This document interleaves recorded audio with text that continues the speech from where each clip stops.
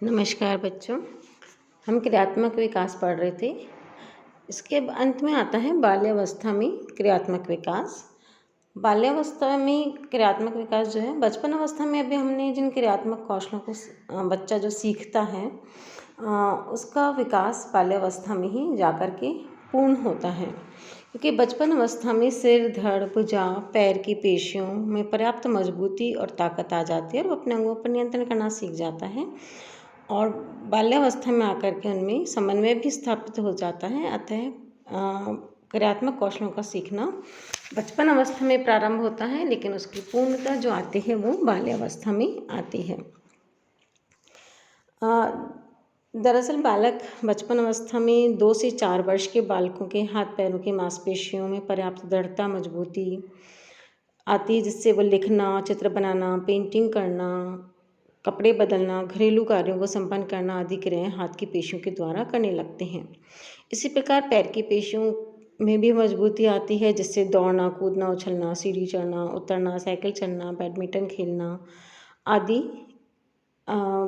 क्रियात्मक विकास होते हैं। तो 1 वर्ष का जो बालक होता है वो स्वयं खाना खाने में रुचि प्रदर्शित करता है और अब वह बाल्यावस्था में आकर के अपना पूर्ण रूप से अच्छी तरह से भोजन ग्रहण करने लग जाता है। हाथों के द्वारा गिलास को अपने मुंह तक ले जाता है और 2-4 घूंट पी करके वापस रख सकता है, फिर से लेके जा सकता है। 1.5-2 वर्ष का जो बालक होता है वो वस्त्र को उतारना सीख जाता है, बशर्ते उसके वस्त्र जो है आगे से खुले हुए होने चाहिए। उनमें जिप या प्रेस बटन होना चाहिए। 3 से 3.5 का जो बालक होता है, वर्ष का जो बालक होता है, वो शर्ट पैंट पहनना सीख जाता है और जूता पहनना भी सीख जाता है, लेकिन उसकी लेस नहीं बांध सकता है। 5 से 6 वर्ष का जो बालक होता है वो सभी प्रकार के कपड़े अपने आप पहन भी लेता है और उतार भी लेता है और स्वयं ब्रश कर लेता है आदि। ब्रश करना, कंघी करना, ये सब क्रियाएं भी वो सीख लेता है। 6 वर्ष का जो बालक होता है वो कैंची से कागज़ को आसानी से काट सकता है, उसकी विभिन्न आकृतियाँ बना सकता है। उनके द्वारा नाव, मेंढक, कैमरा, पंखा, कूलर, मोर आदि बनाना सीख जाता है और अपने मनपसंद रंग उनके अंदर भरने लगता है। उसके बाद आता है साइकिल चलाने की जो क्रिया है, वो 3 से 3.5 वर्ष का जो बालक है वो ट्राईसाइकिल चलाना सीख लेता है। 7 से 8 साल का बालक साइकिल चलाना लेकिन वो डरता हुआ सड़क के किनारे किनारे साइकिल चलाता है। और कुछ जो उसके बाद 5-6 वर्ष का जो बालक होता है, नृत्य करने की अगर हम क्रिया देखें तो 5-6 वर्ष का जो बालक होता है वो रस्सी उछलना, नृत्य करना, स्केटिंग करना, तैरना सीख जाता है। लेकिन 8 वर्ष तक इन सभी क्रियाओं में उसकी परफेक्शन उसका आता है, उससे पहले परफेक्शन नहीं आता है। 6 से 11 वर्ष का जो बालक होता है वो अधिकतम क्रियाशील जितनी भी क्रियात्मक कौशल हैं उन सब का विकास 6 से 11 वर्ष की अवस्था में हो जाता है।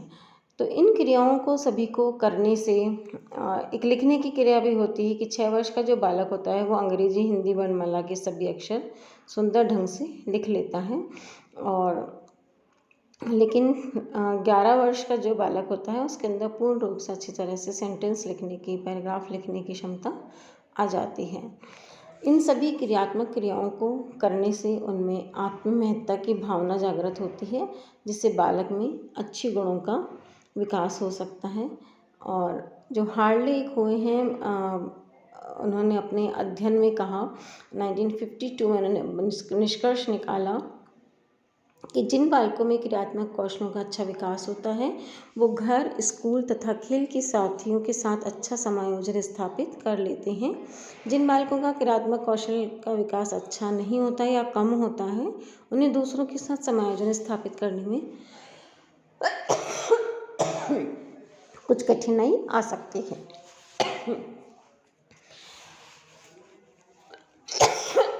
तो एक नज़र में अगर हम देखें तो बाल्यावस्था में जो क्रियात्मक विकास होते हैं, शारीरिक कौशल विकास होते हैं 2 तरह के, हाथ के कौशल और पैर के कौशल। हाथ के कौशल हैं स्वयं खाना खाना, कपड़े पहनना, नहाना, बाल संवारना, गेंद फेंकना, लपकना, लिखना, नकल करना, किसी भी आकार आकृति का या डायस के द्वारा निर्माण कर लेना, मोती पिरो लेना, कैंची से किसी पेपर को काटना, उसकी आकृति बना लेना। इसके अलावा पैरों के कौशल जो हैं, दौड़ना, कूदना, उछलना, छलांग लगाना, चौकड़ी भरना, सीढ़ी चढ़ना, साइकिल चलाना, तैरना, नृत्य करना आदि हैं। तो ये सभी हमने बचपन नवजात गर्भावस्था काल में, नवजात शिशु में, बचपन अवस्था में और बाल्यावस्था के अंदर क्रियात्मक कौशल देखें। अब हम एक नज़र में ये देखते हैं कि क्रियात्मक विकास को प्रभावित करने वाले कौन कौन से कारक होते हैं। तो जो क्रियात्मक विकास को जो प्रभावित करने वाले जो कारक हैं वो हैं, पहला आता है शारीरिक विकास। अगर हम देखें कि बच्चे का यदि शारीरिक विकास अच्छा होता है, क्योंकि क्रियात्मक कौशल जो है पूर्ण रूप से शारीरिक विकास पर ही निर्भर करता है, तो शारीरिक विकास यदि अच्छा होता है, उत्तम रहता है, तो क्रियात्मक विकास को करने में मांसपेशियों, तंत्रिकाओं की परिपक्वता सही रहती है, तो सीधा और प्रत्यक्ष संबंध रहता है। जब तक बालकों के शरीर के विभिन्न अंगों में परिपक्वता नहीं आती, उनका समुचित विकास नहीं हो सकता। अतः जब अगर मांसपेशियां और तंत्रिकाएं सही वर्क नहीं कर रही हैं या उनमें परिपक्वता का अभाव रह गया है, तो करवट भी नहीं बदल सकते हैं बच्चे। दुर्बल शारीरिक अवस्था वाले बालक जो होते हैं वो किसी भी प्रकार के क्रियात्मक कौशल, बैठना, उठना, चलना, चित्र बनाना, पेंटिंग करना, साइकिल चलाना, इन कार्यों को वो देरी से कर पाते हैं। दूसरा आता है शारीरिक रचना। क्रियात्मक विकास को एक बहुत बड़ा प्रमुख कारक है शारीरिक रचना और गठन।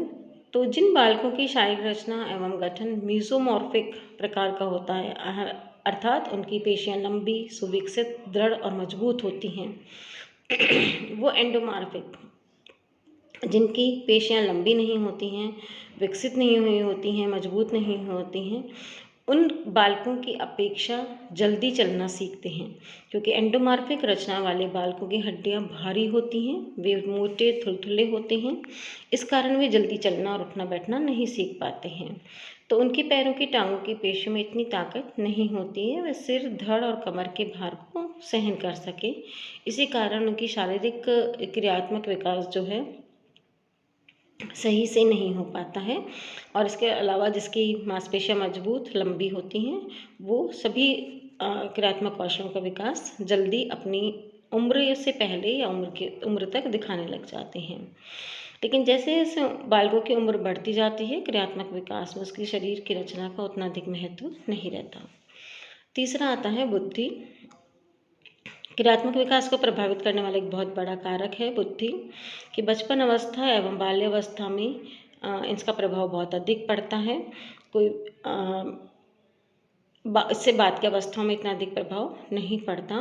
जिनकी बुद्धि लब्धि अच्छी होती है या अच्छी बुद्धि वाली जो बच्चे होते हैं, वो दुर्बल बुद्धि के बालक की अपेक्षा जल्दी क्रियात्मक कौशल दिखाने लग जाते हैं। एक वैज्ञानिक हुए हैं मालपास, 1960 में उन्होंने ऐसा माना कि जो बच्चे देर से उठने, बैठने, चलने, दौड़ने, कूदने की क्रिया करते हैं, वह बुद्धि में भी दुर्बल होते हैं। लेकिन कुछ मनोवैज्ञानिकों का यह मानना है कि जो बच्चे दुर्बल बुद्धि के नहीं होते हैं, वह भी देरी से कई बार बैठ, उठ और कूदना, चलना क्रियाएं सीखते हैं। तो इस सबका अपना अपना एक अलग शोध है। वैसे शोधों से ये जरूर सिद्ध हुआ है कि किशोरावस्था में क्रियात्मक कौशल का बुद्धि से कोई संबंध नहीं है। जिन बच्चों की बुद्धि लब्धि का स्तर अधिक होता है, परंतु यदि उन्हें समुचित अवसर या प्रशिक्षण या प्रोत्साहन नहीं दिया जाता है, तो अभ्यास नहीं कराया जाता है, तो महत्वपूर्ण कौशलों का विकास नहीं हो पाता। चौथा है आहार। पौष्टिक एवं संतुलित भोजन से बालकों को सभी प्रकार के पोषक तत्व मिल जाते हैं, जिससे उनकी वृद्धि और विकास अच्छा होता है। तो पौष्टिक आहार भी बालक के क्रियात्मक विकास में महत्वपूर्ण योगदान देते हैं। जिन बालकों को सभी तत्वों से परिपूर्ति आहार मिलता है, वे उनकी हड्डियाँ मजबूत होती हैं, उन्हें पर्याप्त प्रोटीन, विटामिन, खनिज लवण मिल रहा होता है, तो उनका अच्छी अच्छी वृद्धि होती है शरीर की, पेशियों में ताकत आती है, जिससे कि क्रियात्मक कौशल विकास वो अच्छे प्रदर्शित करते हैं। 5वां है वस्त्र। देखा गया है कि यदि छोटी उम्र में बच्चों को कसे हुए वस्त्र पहनाए जाते हैं तो वो बाधा पहुंचाते हैं उनके क्रियात्मक कौशल में। जन्म से लेकर 2 वर्ष तक के शिशु के वजन एवं लंबाई में वृद्धि तीव्र गति से होती है। जन्म के समय जिस बालक का वजन 3 किलोग्राम होता है वही बालक 1 वर्ष में करीब करीब 9 किलोग्राम का हो जाता है। तो उसके वस्त्र जल्दी छोटे हो जाते हैं, तो अगर छोटे वस्त्र पहनाए जाते हैं बच्चों को जो कि कस कर के चिपके हुए रहते हैं अंगों से, शरीर से, वो वस्त्र केवल अंगों के विकास में भी रुकावट डालते हैं, उनकी जो हाथ पैर की गतियां हैं उनके अंदर भी रुकावट डालते हैं। इस कारण से उनकी क्रियात्मक कौशल सही से नहीं हो पाता है। तो बच्चों को ढीले वस्त्र पहनाने चाहिए, आरामदायक और ढीले वस्त्र पहनाने चाहिए। फिर आता है भय, 6th नंबर पे। क्रियात्मक कौशलों के विकास में भय भी बहुत महत्वपूर्ण है। जो बच्चे डरते हैं कि तैरने में डर रहे हैं, पेड़ पर चढ़ने में, साइकिल चलाने में, रस्सी कूदने में डर रहे हैं, वो क्रियात्मक कौशल सही से नहीं कर पाते हैं। और जिनको डर नहीं होता है वो कितना भी गिर करके और किसी भी तरह से वो क्रियात्मक विकास या सीख लेते हैं। बीमारी, यदि बालकों को क्रियात्मक विकास की महत्वपूर्ण अवस्थाओं में बीमारी है किसी प्रकार की, तो वह बच्चे लंबे समय तक यदि बीमार रहता है तो क्रियात्मक विकास देरी से होता है, क्योंकि बीमारी की अवधि में बालक को सीखने का अवसर नहीं मिलता है, उसकी गतियाँ कम हो जाती हैं। तो बीमार बच्चे सामान्य बच्चों की तुलना में क्रियात्मक कौशल का प्रदर्शन जो है वो देरी से करते हैं। उसके बाद आता है प्रोत्साहन। क्रियात्मक विकास में प्रोत्साहन का बहुत बड़ा योगदान है। जिस प्रकार परिपक्वता का योगदान है उसी प्रकार प्रोत्साहन का भी योगदान है। यदि एक बालक की मांसपेशियाँ अच्छी परिपक्व हो गई हैं लेकिन अगर उसको प्रोत्साहन नहीं मिलता, उसको अवसर नहीं मिलता, नहीं दिया जाता, तो वह नहीं सीख सकता है। लेकिन दूसरी तरफ यदि बालक को प्रोत्साहन परिपक्वता के साथ साथ मिलता रहता है तो जो क्रियात्मक विकास होता है उसकी सभी क्रियाएं सही होती हैं। सीखने का अवसर, जैसा भी हमने बताया कि सीखने के अवसर उपलब्ध कराकर बालकों में क्रियात्मक कौशलों का विकास किया जा सकता है। शारीरिक रूप से जो कमज़ोर बालक होते हैं उन्हें भी अगर अवसर दिया जाए तो वह भी शीघ्रता से सीख जाते हैं। जिन बालकों को सीखने हेतु पर्याप्त अवसर नहीं मिलता वो विशिष्ट कौशलों को आजीवन सीख नहीं पाते हैं, जैसे लिखना, पढ़ना, चित्र बनाना, पेंटिंग करना, ड्राइविंग करना आदि। उसके बाद आता है 10वां मांसपेशीय नियंत्रण। पहले भी हम पढ़ चुके हैं कि क्रियात्मक कौशलों का जो विकास होता है वो तभी सही होता है जब विभिन्न अंगों में परिपक्वता आ जाती है और उनमें आपस में अच्छा समन्वय होता है। तो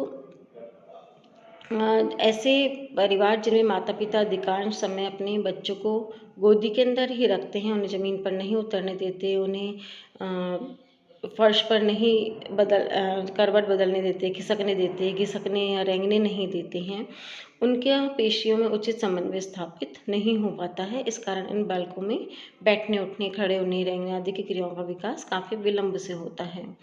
अतः माता पिता को चाहिए कि वे अपने बच्चों को फर्श पर, ज़मीन पर फ्री छोड़ दें, उन्हें कूदने, दौड़ने, छुपने, उछलने सारी फ्रीडम उनको दें, जिससे कि उनमें क्रियात्मक कौशल का विकास अच्छा हो सके। उसके बाद आता है निपुणता की अपेक्षा।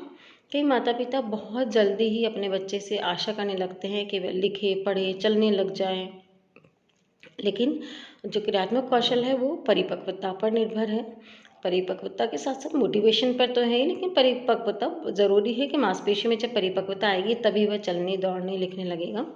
तो जब तक दौड़ने लायक नहीं होती हैं, उसकी मांसपेशियाँ चलने लायक नहीं होती हैं, तभी से उसको चलने दौड़ने के लिए कहा जाता है। तो यह, और वो नहीं कर पाता है क्योंकि वो नहीं कर सकता है क्योंकि मांसपेशियाँ डेवलप नहीं हुई हैं। तो इन ऐसी परिस्थिति के अंदर बच्चों से अपेक्षा रखना सही नहीं रहता, क्योंकि ऐसी अपेक्षा उनके विकास के अंदर बाधा पहुंचाती है, उन्हें कुंठित करती है और उनके अंदर एक आत्म सम्मान की भावना या आत्मरक्षा की भावना के अंदर उनके अंदर एक निराशा की भावना का उदय हो जाता है अगर हम इस तरह करते हैं तो। उसके बाद आता है संवेगात्मक तनाव। भय, क्रोध, ईर्ष्या, दुख जैसे नकारात्मक संवेगों से बालक का क्रियात्मक विकास प्रभावित होता है। संवेगात्मक तनाव की स्थिति में बालक अपनी मांसपेशियों पर नियंत्रण नहीं कर पाता है क्योंकि उनके मानस पटल पर निराशा के बादल छाए रहते हैं। फिर आता है अभ्यास और निर्देशन। निरंतर अभ्यास और निर्देशन से बालकों में क्रियात्मक कौशल विकास बहुत अच्छा होता है। जैसे रहीम जी की भी पंक्तियाँ इसी पर आधारित हैं कि करत करत अभ्यास ते जड़मति होत सुजान, रसरी अरावत जात तेज सिल पर पड़त निशान।